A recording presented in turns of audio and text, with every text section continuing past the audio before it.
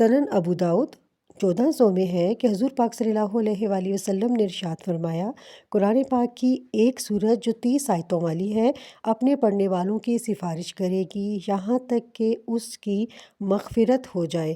تبارک الذی بیدہ الملک۔ سورہ ملک کا ورد کرنے والا کسی کا محتاج نہیں رہے گا، قبر و آخرت کے عذاب سے محفوظ رہے گا۔ اس سورت کو گناہوں سے نجات کی سورت کہا گیا ہے۔ اس سورت کی تلاوت کا بہترین وقت نماز عشاء کے بعد ہے۔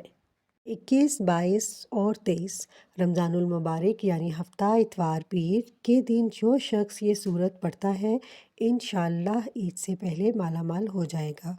ماہ رمضان کی ان تاریخوں کے اندر جس گھر میں بھی یہ سورت پڑھی جاتی ہے، ماہ رمضان کا مہینہ ختم ہونے سے پہلے وہ گھر ارب پتی بن جائے گا۔ ان تاریخوں کا یا ان ایام کا ذرا خیال رکھیے گا۔ چند منٹوں کی سورت ہے، یہ کوئی عام سورت نہیں ہے۔ اس مہینے کا یہ بہت خاص اور قیمتی عمل ہے۔ آپ وقت ضائع مت کیجیے اور اس وظیفے کو ان 3 دنوں میں مکمل کریں۔ 3 دن کا عمل ہے۔ حضور پاک صلی اللہ علیہ وآلہ وسلم نے کچھ صورتوں اور آیتوں کی خصوصی فضیلت بیان فرمائی ہے اور یہ صورت انہی میں سے ایک ہے۔ پاک صلی اللہ علیہ وآلہ وسلم اس صورت کی تلاوت کیے بغیر سوتے نہیں تھے۔ حضرت جابر رضی اللہ عنہ سے روایت ہے کہ نبی پاک صلی اللہ علیہ وآلہ وسلم علم تنزیل اور تبارک الذی بیدہ الملک پڑھ کر رات کو سوتے تھے۔ یہ سورت مبارک اپنے پڑھنے والے کی شفاعت کرے گی یہاں تک کہ اسے معاف کر دیا جائے گا۔ اس سورت کو رات کو سونے سے پہلے پڑھنے کی بہت تاکید کی گئی ہے۔ یہ سورت عذاب قبر سے حفاظت کا ذریعہ ہے، آخرت میں مضبوط شفاعت کی شکل میں نجات کا ذریعہ بنے گی اور اس کو پڑھنے والا آخرت میں کامیاب ہو جائے گا۔ اب میں آپ کو اس کے وظیفے کے بارے میں بتاتی ہوں۔